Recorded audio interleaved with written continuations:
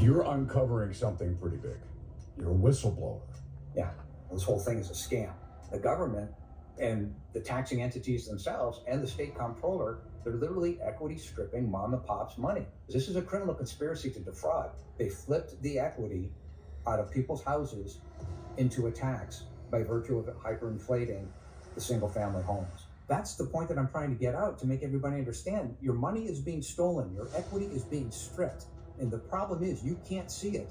Freddie and Fannie have commanded the appraisers to commit fraud, or they don't get the next appraisal job, or they get fired on the spot in order to hit the target. And it all starts off with one simple fact, that no appraisal district that we have seen yet is adhering to uniform standards of professional appraisal practice. You signed an oath. When you violate that oath, that's a third-degree felony. It is not discretionary. It's mandatory. People that sit on those boards and those taxing entities also signed an oath. Think of all the people that in reality should be in jail over this. There's no way out of this. They're caught. This is a mess. It's quantifiable. Once the market, the bond world wakes up and sees this, they're going to exit for the doors and this thing will come crashing down. And I mean a greater depression. Are you a victim of property value fraud causing you to pay elevated property taxes to your local municipality? Mitch Wexler is taking on local governments, stating that government-sponsored enterprises Freddie Mac and Fannie Mae have commanded the appraisers to commit fraud by wrongfully elevating property values to make homeowners pay higher property taxes. Listen as Mitch Wexler explains his detailed research in which he claims substantiated allegations full of collusion that, if found true, could possibly bankrupt states across the country. And he's calling to abolish property taxes for homeowners nationwide. Please take the time to watch this video to the very end.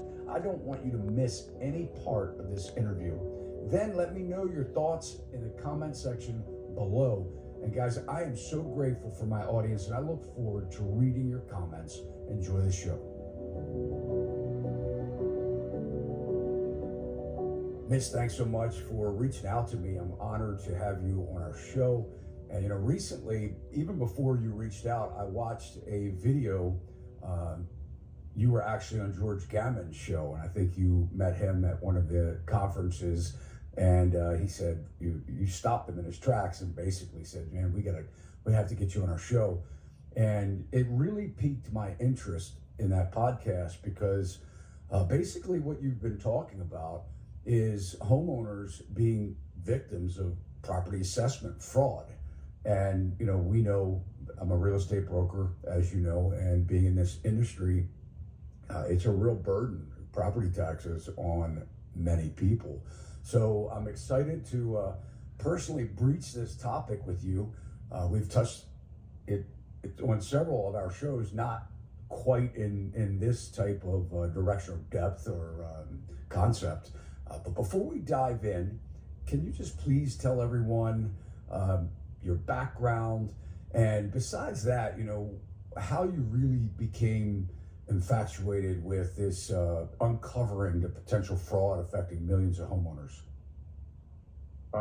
Originally, I'm from Canada, and I am now a 35 plus year builder developer with a background in statistical probability and quantitative finance.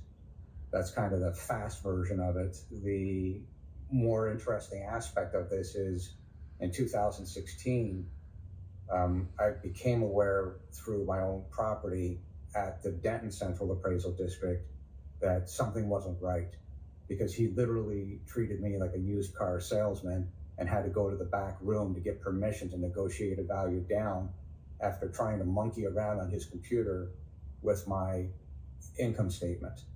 And I get very annoyed when people monkey around with my spreadsheets. That just the hair on the back of my neck stands up, because I know they don't know what they're doing, and I know they don't know what they're looking at. So I walked out of there with a settlement, which was fine because that was the value of the property. The problem was the following year, it almost doubled and a half in value. Yet my income didn't go up, and they started the same nonsense again. And therein lied the problem. Well, we ended up suing. This is 2017. I believe we filed a lawsuit every single year since then, not just on that, but even on my house. Well, in 2017, my accountant and I dug in even deeper, and we started putting up presentations internally to make to the ARB panels, tracking our income statements. And then we took it one level further. Okay, this is our income statement. It's irrefutable. These are actual numbers. There's nothing to negotiate. Then we took it one step further and we said, okay, fine.